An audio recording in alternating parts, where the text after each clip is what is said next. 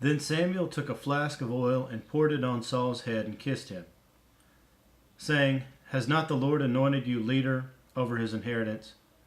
When you leave me today, you will meet two men near Rachel's tomb at Zelzah on the border of Benjamin. They will say to you, 'The donkeys you set out to look for have been found.' And now your father has stopped thinking about them and is worried about you. He is asking, 'What shall I do about my son?' Then you will go on from there until you reach the great tree of Tabor. 3 men going up to God at Bethel will meet you there. One will be carrying 3 young goats, another 3 loaves of bread, and another a skin of wine. They will greet you and offer you 2 loaves of bread, which you will accept from them. After that, you will go to Gibeah of God,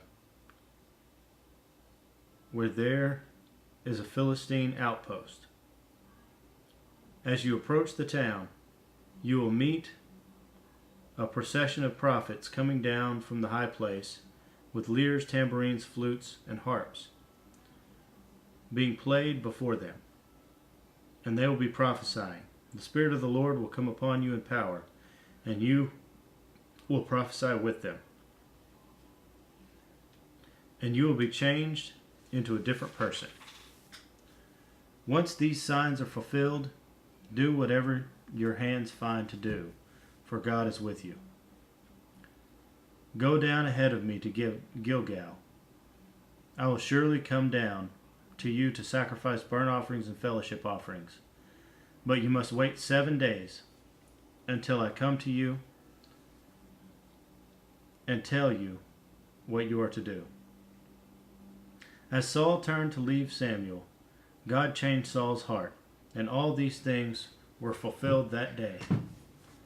When they arrived at Gibeah, a procession of prophets met him. The Spirit of God came upon him in power, and he joined in their prophesying. When all those who had formerly known him saw him prophesying with the prophets, they asked each other, "What is this that has happened to the son of Kish? Is Saul also among the prophets?" A man who lived there answered, "And who is their father?" So it became a saying, "Is Saul also among the prophets?" After Saul stopped prophesying, he went to the high place. Now Saul's uncle asked him and his servant, "Where have you been?" "Looking for the donkeys," he said. "But when we saw they were not to be found, we went to Samuel." Saul's uncle said, "Tell me what Samuel said to you." Saul replied, "He assured us that the donkeys had been found." But he did not tell his uncle what Samuel had said about the kingship.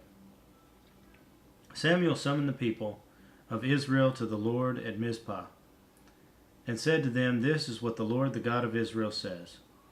I brought Israel up out of Egypt, and I delivered you from the power of Egypt and all the kingdoms that oppressed you. But you have now rejected your God, who saves you out of all your calamities and distresses. And you have said, 'No, set a king over us.' So now present yourself before the Lord by your tribes and clans." When Samuel brought all the tribes of Israel near, the tribe of Benjamin was chosen. Then he brought forward the tribe of Benjamin clan by clan, and Martai's clan was chosen. Finally, Saul, son of Kish, was chosen. But when they looked for him, he was not to be found. So they inquired further of the Lord, "Has the man come here yet?" And the Lord said, "Yes, he has hidden himself among the baggage." They ran and brought him out, and as he stood among the people, he was a head taller than any of the others. Samuel said to all the people, Do you see the man the Lord has chosen? There is no one like him among all the people." Then the people shouted, "Long live the king." Samuel explained to the people the regulations of the kingship. He wrote them down on a scroll and deposited it before the Lord.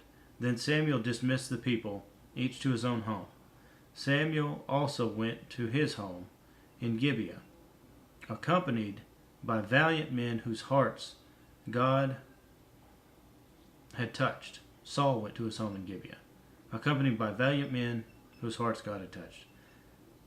But some troublemakers said, "How can this fellow save us?" They despised him and brought him no gifts, but Saul kept silent.